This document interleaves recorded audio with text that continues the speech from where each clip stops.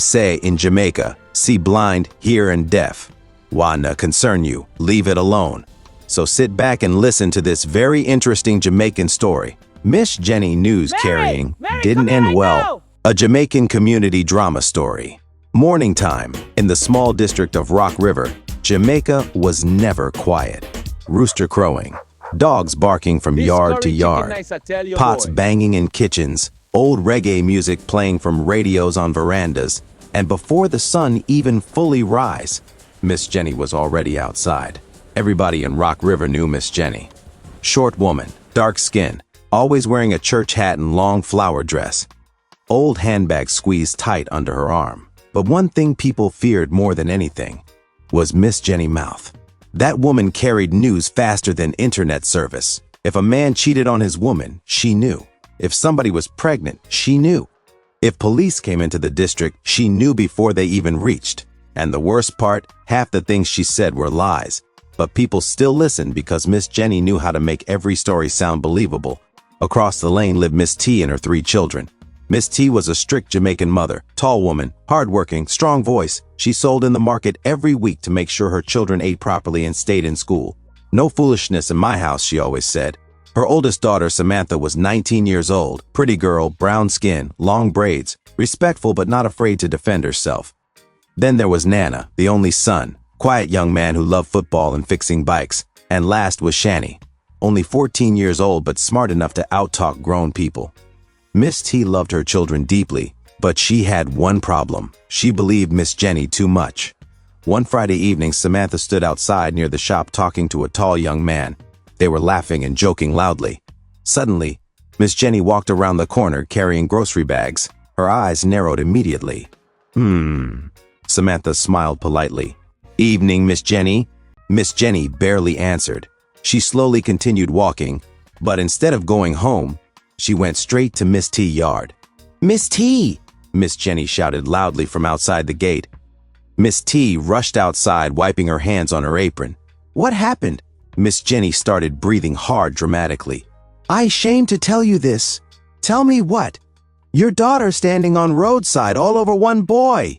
Miss T face changed instantly. Which boy? I do not know, but I saw them hugging and kissing with my own eyes. Inside the house, Samantha had no idea what was waiting for her, but the moment she walked through the gate, slap, Mummy, so this is how I raised you? Mummy, I never do anything. Miss Jenny saw you. That was my cousin from Kingston. But Miss T was already angry. Another slap landed across Samantha's face. Nana rushed into the room. Mummy, let her explain. Everybody keep quiet. Outside near the fence. Miss Jenny smiled quietly before walking away. That became normal. Every week, Miss Jenny brought some new story. Miss T, Nana smoking weed behind school, lie. Miss T, Shani stealing from shop, lie too. Miss T, Samantha dealing with married man, another lie. Every single week, drama. Every single week, tears. And every single time Miss Jenny acted innocent. I only want the children to grow properly. But people in the community slowly started noticing something strange. Miss Jenny knew everybody's business, yet nobody knew hers. Every Friday and Saturday night, when decent people locked up their houses and went to sleep, Miss Jenny became a completely different person. She bathed in sweet perfume, put on tight dresses, bright lipstick, long fake eyelashes. Then she waited. Around midnight, young men from nearby communities started sneaking into her yard quietly. Some came on motorbikes, some came in taxis, some were even married men. They entered through the back gate and left before sunrise. Nobody knew, or at least, that is what Miss Jenny believed. One night, Shani woke up thirsty around 3 a.m. As she walked past the window, she froze. A young man quietly slipped out of Miss Jenny's yard fixing his shirt. Huh? The next night, another one came. Different man, different car. Shani became suspicious immediately. The next morning, she told Samantha and Nana everything. Sis, I think Miss Jenny hiding something. Samantha rolled her eyes. That old woman always hiding something. No, seriously. Men leaving her yard every night. Nana laughed at first, until he remembered something. Actually, I saw one man leaving there early last week, too. The 3 siblings looked at each other silently. And for the first time, they started questioning everything Miss Jenny ever said. Meanwhile, Miss Jenny continued causing confusion all over the district. One day, she spread rumors saying a married man was cheating. Huge fight broke out, bottle throwing, plate smashing, police coming, only for everybody to later discover the man was innocent. Another day, she told one girl that her best friend was insulting her behind her back. Their friendship ended immediately. Miss Jenny sat on her veranda later pretending shocked. What happening to people these days? Meanwhile, she caused every problem herself. Then one evening, everything started falling apart. A young man from the district named Rico had recently become police officer. Good youth, respectful, hardworking. The whole community was proud of him. One evening, Rico stood outside his yard, still wearing part of his uniform. Miss Jenny walked past. Rico smiled politely. "Evening, Miss Jenny. Evening, my son." As Rico turned, his licensed firearm showed slightly by his waist. Miss Jenny's eyes widened instantly, and the devil entered her heart immediately. 20 minutes later, police vehicles rushed into the district. People ran outside confused. Officers surrounded Rico. "Hands where we can see them." "Officer, what going on?" One officer shouted angrily. "We received report that you threatened old woman with firearm." Rico looked shocked. "What?" Then Miss Jenny stepped forward, pretending frightened. "He threatened me, officer. I thought I was going to die." The whole community gasped loudly. Rico nearly lost his career that night. His mother cried the entire evening. But luckily, nearby security cameras showed the entire interaction. No threat, no robbery, nothing. Just Rico greeting her politely. The police station became furious with Miss Jenny. But even then, she still refused to feel shame. "Maybe I made mistake." Mistake? That lie almost ruined somebody's life. And that was the moment. Miss T children decided enough was enough. Shani was smartest with technology. "If Miss Jenny loves watching people business," she whispered, "then let us watch hers."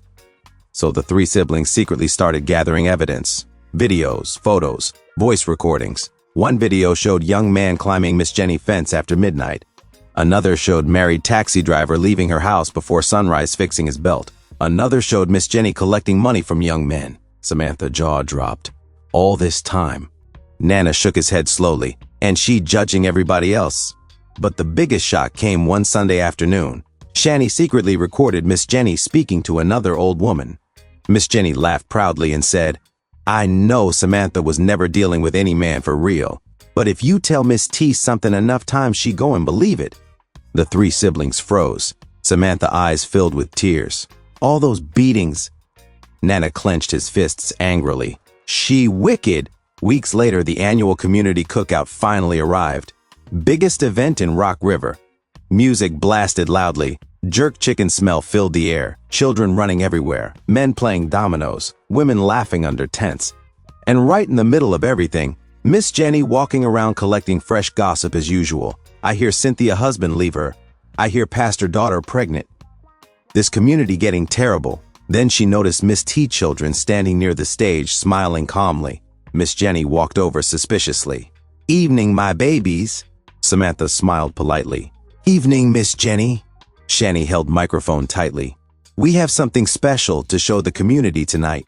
People became curious immediately. "What happening?" Nana connected his phone to large speaker and projector. Miss Jenny suddenly looked nervous. "What is this?" Shani looked directly into her eyes.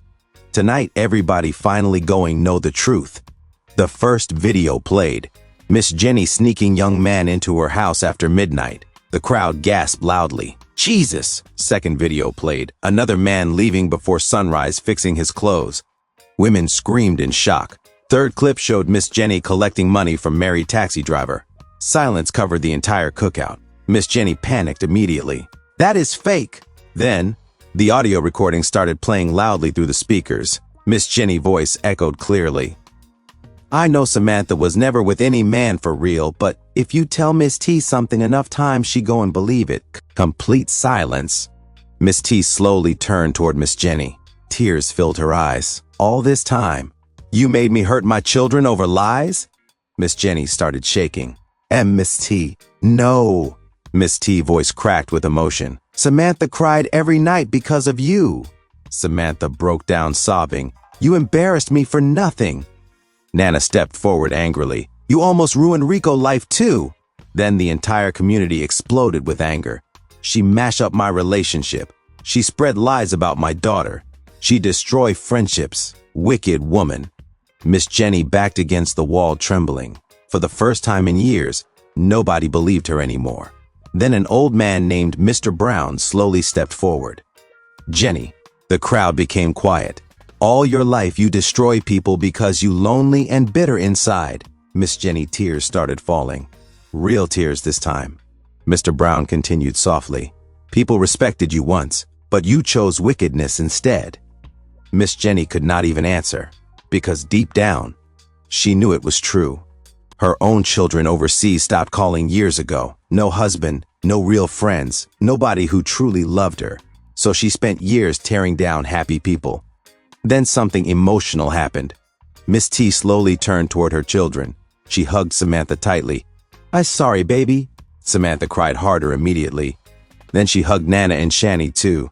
"I should have trusted all of you." Even people in the crowd wiped tears from their eyes, because everybody understood the pain of being falsely accused. Miss Jenny quietly tried to leave the cookout, but nobody stopped her. Nobody called her name. Nobody defended her. And somehow, that silence hurt worse than every insult. After that night, everything changed. Miss Jenny stopped walking the roads every morning, stopped carrying news, stopped interfering in people's lives. The community finally found peace again. Rico continued his police career proudly. Broken friendships slowly repaired, families came back together, and Miss T became closer to her children than ever before. One evening, Samantha sat beside her mother watching the sunset. "Mummy?" "Yes, baby. You trust me now?" Miss T squeezed her hand tightly. "Until the day I die." Across the lane, Miss Jenny sat alone on her veranda, hearing laughter from the same people she once destroyed. Finally understanding one important lesson. Bad mind and lies always collect payment in the end. Love this story? Hit that subscribe button and save it. New wonderful stories dropping every week.